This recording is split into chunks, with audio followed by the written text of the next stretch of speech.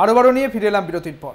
কেজরিওয়ালের গ্রেপ্তারি বিতর্কে নাটকীয় মোড়। সুপ্রিম কোর্ট থেকে মামলার প্রত্যাহার, কেজরিওয়ালের আনুষ্ঠানিকভাবে তাকে গ্রেপ্তার করল সিবিআই।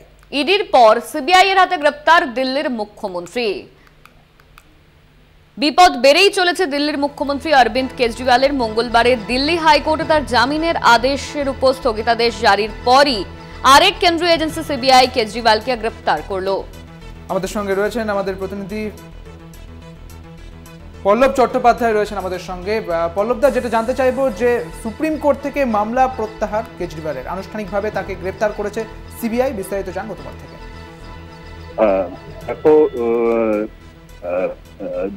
বিষয়টা হচ্ছে রাউস অ্যাভিনিউ আদালত কেজরিওয়ালকে জামিন দেয়। সেই জামিনের আবেদনটা কেজরিওয়াল দিল্লি হাইকোর্টে চ্যালেঞ্জটা করেন। চ্যালেঞ্জ করাতে দিল্লি হাইকোর্ট জামিনের স্থগিতাদেশ দেয়।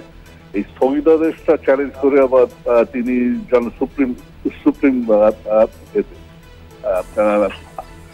সুপ্রিম কোর্টে কিন্তু এই মামলাটা বিচারাধীন থাকা অবস্থায় গতকাল দিল্লি হাইকোর্ট তার চূড়ান্ত রায়তে জামিনটা বাতিল দিয়ে দিয়েছে। এই বাতিল করার ফলেতে সুপ্রিম কোর্টে করা আবেদনটা মূল্যহীন। এই কারণেই কিন্তু আজকে কেজরিওয়ালের তরফে আবেদনটা তুলে নেওয়া হয়েছে। একই সঙ্গে তিনি সুপ্রিম কোর্টকে জানান যে সিবিআই আজকে আনুষ্ঠানিকভাবে তাকে ধরেছে। ফলে সুপ্রিম কোর্ট জানিয়েছে যে এই অবস্থায় তিনি মনে করলে নতুন করে সুপ্রিম কোর্টে আবেদন করতে পারেন। বিবেক, অনেক ধন্যবাদ পল্লব তোমাকে। আমাদের সঙ্গে ছিলেন আমাদের প্রতিনিধি পল্লব চট্টোপাধ্যায়। দিল্লির আবগারি নীতি কেলেঙ্কারি মামলায় অরবিন্দ কেজরিওয়ালকে গ্রেপ্তার করল সিবিআই। বর্তমানে কেজরিওয়ালকে আদালত কক্ষে তার গ্রেপ্তারির কারণ সম্পর্কে জানানো হচ্ছে।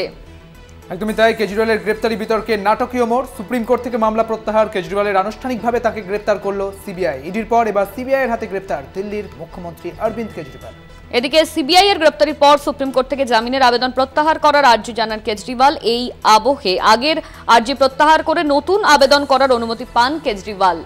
কেজরিওয়ালের গ্রেপ্তারি নিয়ে নাটকীয় মোড়। সুপ্রিম কোর্ট থেকে মামলা প্রত্যাহার, কেজরিওয়ালের আনুষ্ঠানিকভাবে তাকে গ্রেপ্তার করলো সিবিআই। এই নিয়ে আমরা কথা বলবো। আমাদের সঙ্গে রয়েছেন আমাদের সহকর্মী অঙ্কুর ভট্টাচার্য। অঙ্কুরদা, আনুষ্ঠানিকভাবে তাকে গ্রেপ্তার করলো সিবিআই, অন্যদিকে তার গ্রেপ্তারি নিয়ে বারংবার নাটকীয় মোড় সামনে আসছে। হ্যাঁ, অবশ্যই তার গ্রেপ্তারির বিষয়টি আমরা দেখেছিলাম সোম এবং মঙ্গলবার পরপর দুদিন বেশ কয়েক ঘন্টা জিজ্ঞাসাবাদ করা হয়। এই তিহার জেলে গিয়ে জিজ্ঞাসাবাদ করে সিবিআই।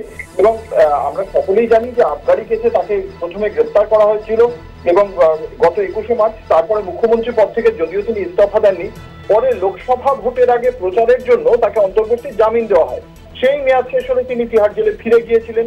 তারপরে আম আদমি পার্টি প্রধানের স্থায়ী জামিনের মঞ্জুর হয় রাউস অ্যাভিনিউ আদালতে গত 20শে জুন।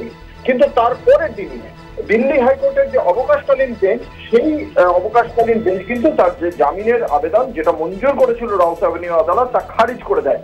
তারপরে সুপ্রিম কোর্টে আম আদমি পার্টির পক্ষ থেকে তার জামিনের আবেদন জানিয়ে ফের আবেদন জানানো হয়। ঠিক এই সময় সিবিআই এর পক্ষ থেকে সোম এবং মঙ্গলবার পরপর তাকে জিজ্ঞাসাবাদ করা হয় এবং তারপরেই আমরা দেখলাম যে আজকে তাকে গ্রেপ্তার করা হয়েছে। তিনি যখন আদালতে, সেই সময় আদালতে দাঁড়িয়েই তাকে গ্রেপ্তার করা হয়। এই বিষয়ের প্রেক্ষিতে খুব স্বাভাবিকভাবেই আম আদমি পার্টির পক্ষ থেকে বলা হয়েছে যে আম আদমি পার্টির প্রধান এবং আহ্বায়ক অরবিন্দ কেজরিওয়াল তাকে রাজনৈতিক উদ্দেশ্য প্রণোদিত ভাবে গ্রেপ্তার করছে কেন্দ্রের শাসক দল ভারতীয় জনতা পার্টি। কারণ তার বিরুদ্ধে কোনো অভিযোগ সুনির্দিষ্টভাবে প্রমাণিত না হওয়ার পরে দিল্লির কোর্ট তাকে জামিনের আবেদন তার মঞ্জুর করার পরেও তাকে গ্রেপ্তার করা হচ্ছে। এর পেছনে রাজনীতি ছাড়া অন্য কোনো কারণ নেই এবং সেই কারণেই সুপ্রিম কোর্টে তারা আবারও আবেদন করবেন। এখনো পর্যন্ত সেই গ্রেপ্তারির বিষয়ে যেটা বলা হচ্ছে যে সিবিআই তাকে আদালতে গ্রেপ্তার করেছে, সেই বিষয়টি নিয়ে অবশ্যই একটা চর্চা চলছে। হ্যাঁ অঙ্কুরদা, ধন্যবাদ তোমায়। আমাদের সঙ্গে ছিলেন আমাদের সহকর্মী অঙ্কুর ভট্টাচার্য।